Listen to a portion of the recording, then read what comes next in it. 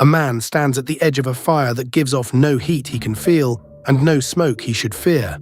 He cannot know it yet, but the air around him is already inside his body, taking him apart from within. This is the story of the most dangerous fire in history, one you could not see, could not smell, and could not put out. 2 miles away stood Pripyat, a brand new city built for the people who ran the plant and for the future the Soviet Union promised them.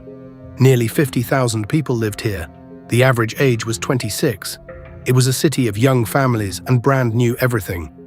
Its pride sat just beyond the trees, the Chernobyl nuclear power plant and the 4 great reactors that lit half of Ukraine. Inside reactor number 4 was a machine the world believed could never fail, and a design flaw almost no operator had been told about. On the night of the disaster, the engineers were not there to make power. They were there to run a safety test. The question was simple. If the power ever cut out, could the dying spin of the turbines keep the cooling pumps alive long enough to matter? The test had been delayed for hours, and now it fell to a night shift that had never rehearsed it. To begin, they lowered the reactor's power, but pushed it too far, and the great machine began to choke and stall. To revive it, they pulled out the control rods that held the reaction in check, far more than the rules allowed. Now the reactor was awake, unstable, balanced on a knife's edge, and the men at the controls believed they were still in command. At 23 minutes past 1 in the morning, they began the test.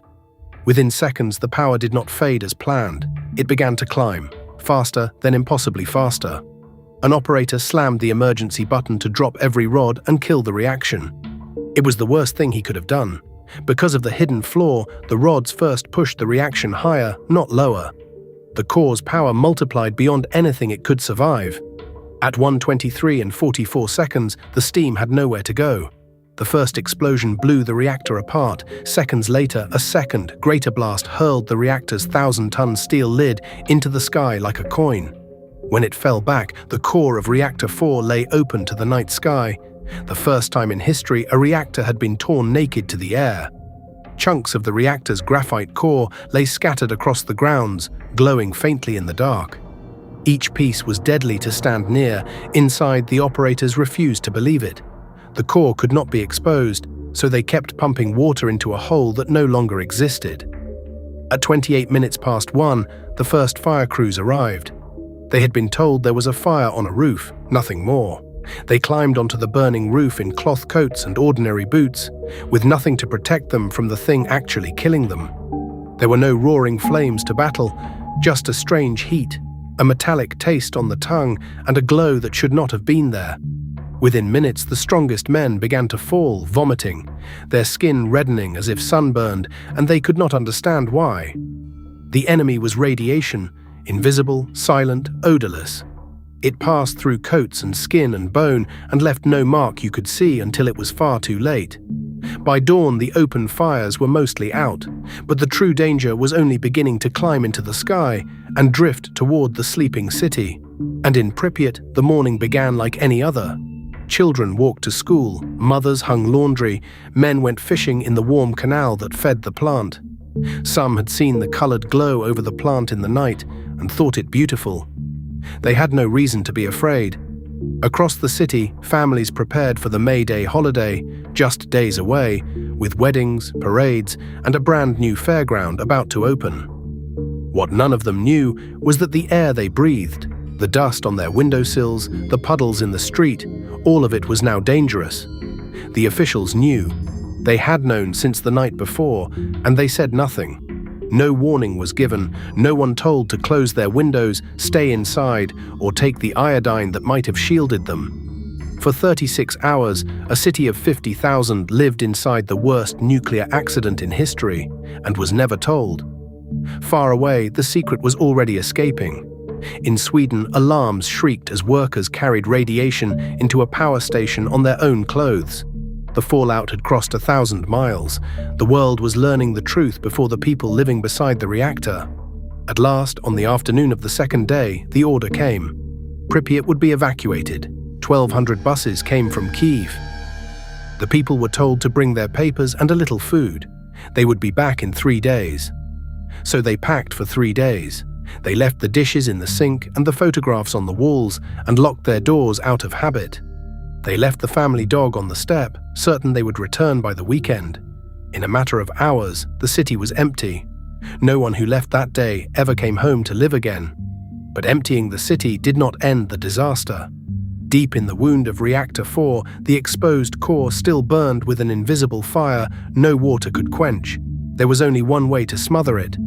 From the sky, helicopters flew straight over the open core, dropping thousands of tons of sand, clay, lead, and boron into the inferno below, each pass carrying the crews through a storm of radiation. Then engineers found a new horror. Beneath the molten core lay pools of water, and if the fire burned down into them, a second explosion could follow. 3 men volunteered to wade into the flooded dark beneath the reactor and open the valves by hand. They found them, turned them, and drained the water away. Against the legend that grew up later, all 3 came back alive. Above ground, 400 coal miners were brought in to tunnel beneath the reactor and freeze the earth before the core could melt down into it. And then came the worst job of all, the roof, where chunks of the core itself lay scattered, glowing in the open air. The radiation was so intense, it destroyed the remote-controlled robots sent to clear it. Their circuits simply died, so men were sent instead. They called them bio-robots, soldiers in lead aprons given 90 seconds each on the roof. No more. They ran out, shoveled a single load of the core over the edge, and ran back. Then the next man went. Then the next. In all, more than 500,000 people, soldiers, miners, workers, ordinary citizens, were sent to clean up Chernobyl. They were called the liquidators. Month by month, they buried the reactor inside a colossal tomb of steel and concrete, a structure they named the sarcophagus. It was only ever meant to hold back the fire that could not be put out. Around the dead plant, the Soviets drew a circle 30 kilometers wide and declared everything inside it forbidden. They called it the zone.